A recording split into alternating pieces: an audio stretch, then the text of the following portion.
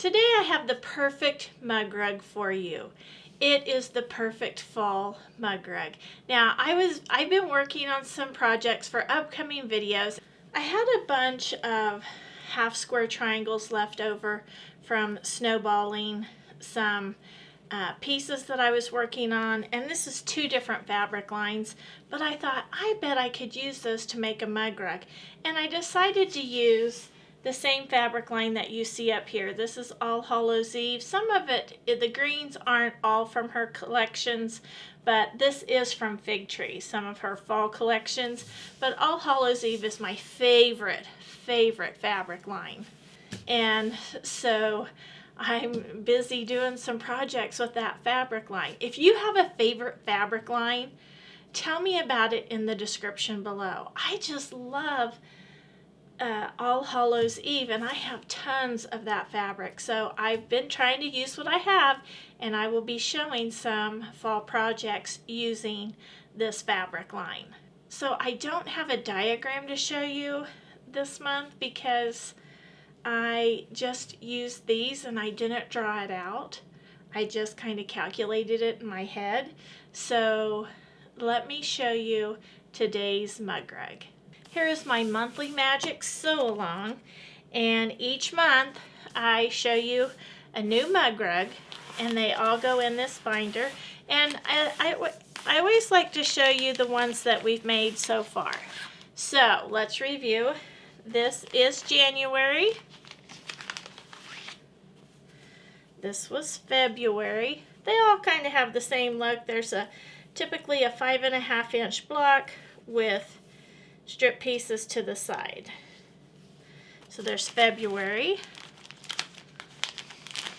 This was for March. That's one of my favorites. April, a little rabbit.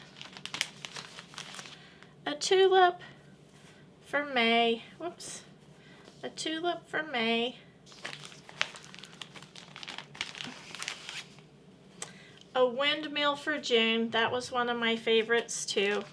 Oh gosh, I have so many favorites. This was for July.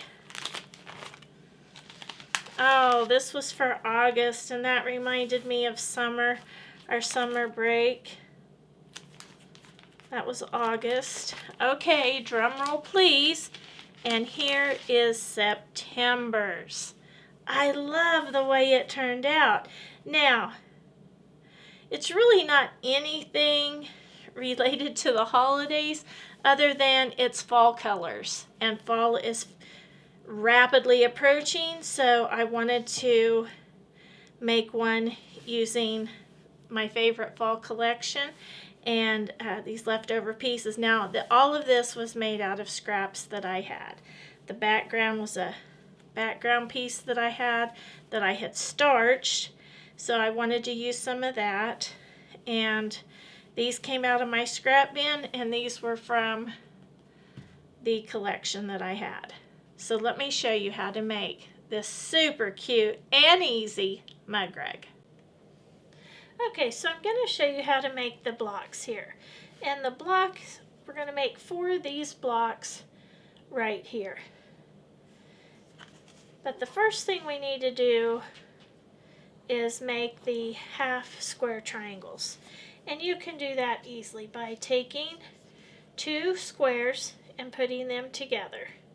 Now, this is a 3-inch size square, but you could do probably 2.5, and that would be just fine. You're going to draw a line from corner to corner, and then from that you're going to draw a 1/4 of an inch on each side.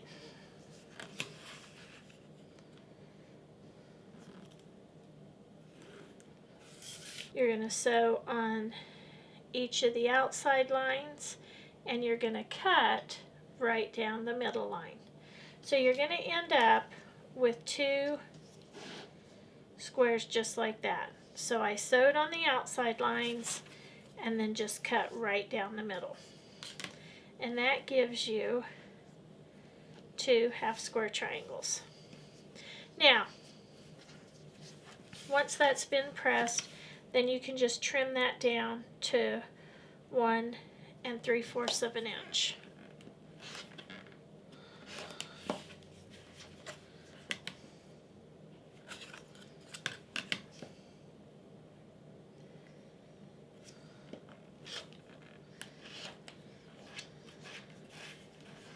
And that's how easy it is to make those little blocks. Now for this project, you're going to need 16 of those triangles. I did a project this week, and these were just leftovers. And I just pressed them open and trimmed them down to 1 3/4 inch. So my triangles were already made. But we're going to sew them together and make 4 just like this. So we're just going to start by laying them out however you want them. Okay, so we're just going to pin these together, those two, and then these two. Just pin those together and sew those up.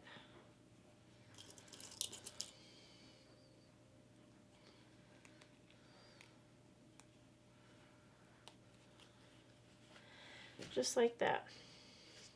Then you're going to end up with 2 pieces like this, and you'll just put these 2 together and pin these.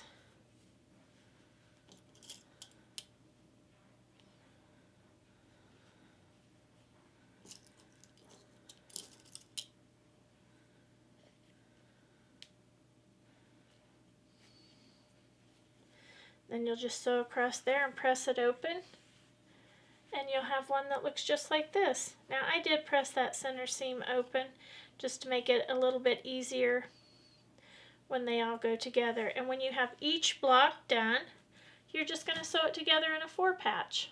Okay, so these pieces are the 1 3/4 inch by 4 inches, and you'll need 5 of those in various colors. And then I have my strips that are 1 by 5.5 inches, 1 by 5.5 inches, and 1 by 6.5 inches. So the side pieces on, and then the top and the bottom. I will trim this down to 1/2 inch. I'll sew these together and then sew that on. Okay, so I got the border pieces put on, and I don't have to trim this down because I made these 1 inch this time instead of 1.5 inch. So, and I got these sewn together. Now I just pulled these scraps from my scrap bin, and I'm just going to sew those together, and then I'll have the top done. Okay, so that's all done. Now I will